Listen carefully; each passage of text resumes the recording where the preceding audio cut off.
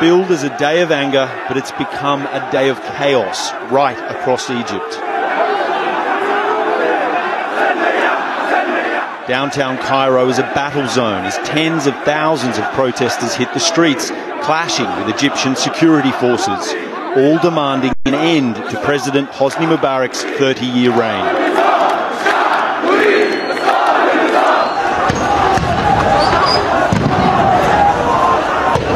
Tear gas falls from every angle, but demonstrators show no sign of backing away, facing off with heavily protected riot police who fire water cannon and rubber-coated steel bullets. These unprecedented scenes, which could prove a defining moment in Egypt's history, played out live on Al Jazeera. Running battles taking place on bridges across the River Nile in full view from Al Jazeera's office.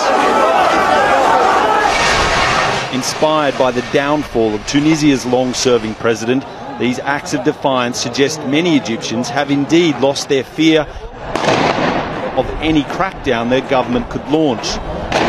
In anticipation of what had been billed as the biggest of 4 days of rallies, the government completely shut down the internet across the country very early on Friday morning.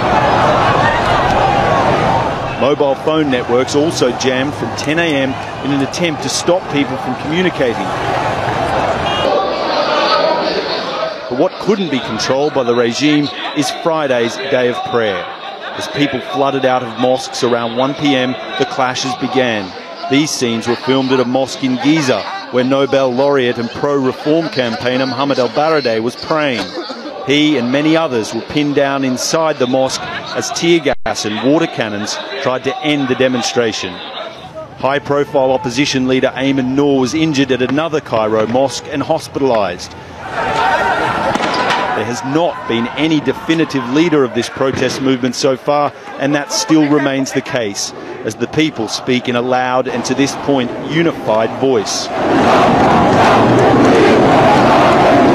The situation is far from over here, and the people are all chanting, "Down, down with the regime." There is nothing more clearer that the message is coming out of these people.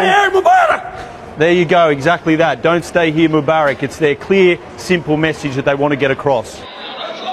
Still no response from President Mubarak as to whether he'll listen to their demands for a new leader, nor any indication of how he plans to bring these protests to an end.